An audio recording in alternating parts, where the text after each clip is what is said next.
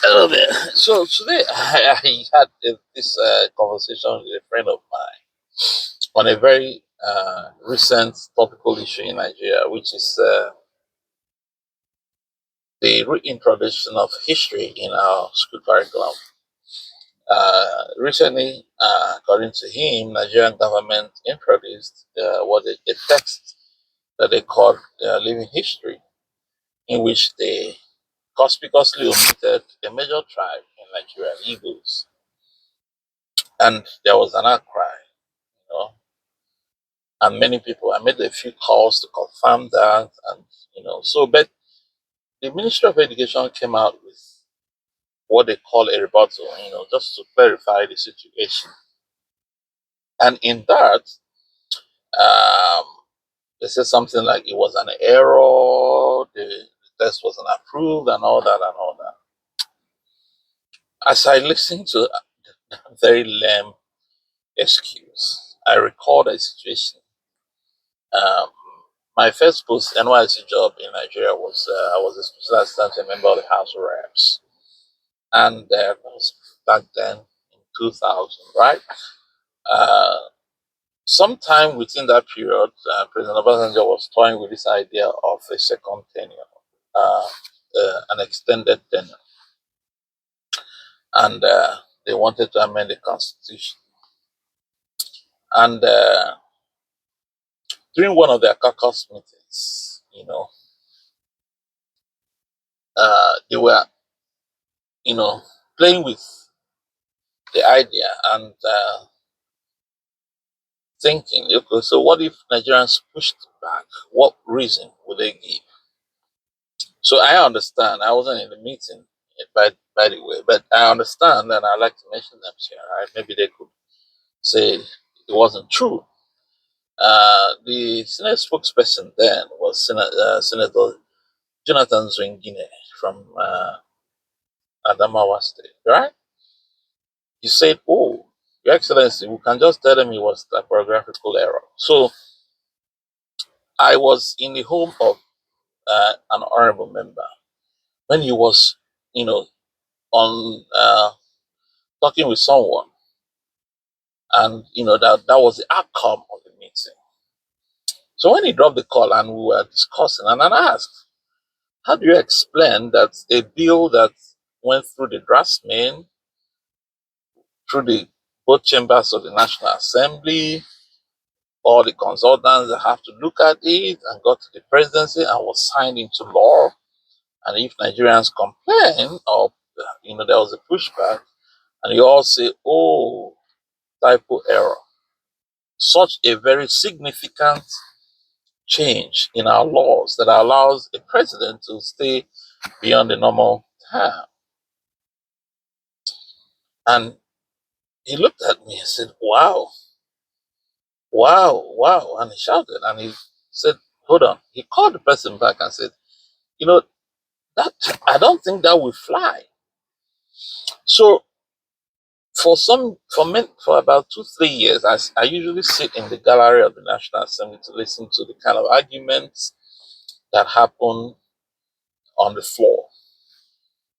Of course, I've had opportunity to be at some very, very high, if not highest levels of decision making, political activities in Nigeria. And I've sat in rooms where presidents and all the kind of people, governors and ministers and all the people, converse. I just came to this conclusion that maybe we don't have, as a country, some of the smartest thinkers within our governance cycle. And so when my friend brought my attention to the very lame excuse by the ministry that it could be an error, an omission, and all that, and I was just imagining, is it possible that the whole Ministry of Education, responsible for developing curriculum, teaching and learning, and education of a country, will ever sit down in a meeting and come up with that as a defense for such a monumental issue. Really, a book that had been written, published, ran through the systems, and approved for use in schools. And nobody observed that one of the major ethnic groups in Nigeria that have been shouting off marginalization was omitted. And the ministry had the boldness to come public and say that was an omission.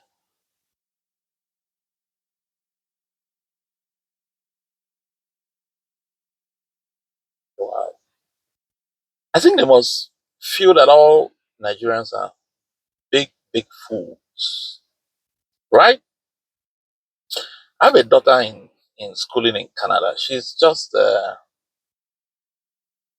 7 years. One day she came to me and recounted what they did in school. They learned about Canadian history. Canada, like I said, like every country in the world, has had some unpleasant past. The natives, the Inuit, and all the other natives. When the Caucasians arrived here, there were so many terrible things happened, take over this place and all that. Every year, a day is set aside to remember that experience. One of my favorite spots in in Africa is to visit Rwanda. I think I've been to Rwanda about 4 times. On each visit, I make it a point of duty to go to the Rwanda Genocide Memorial Garden.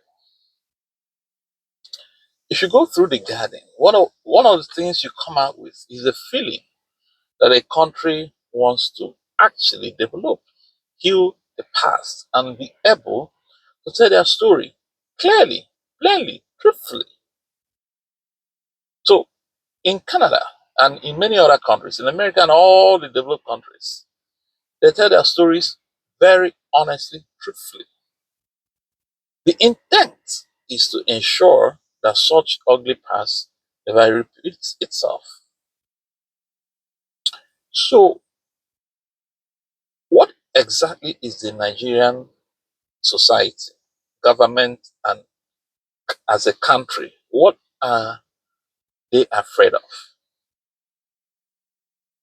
Honesty remains the best policy. Healing, truth is required in healing. I feel that it's time, this has brought something very important. It's time to properly heal Nigeria.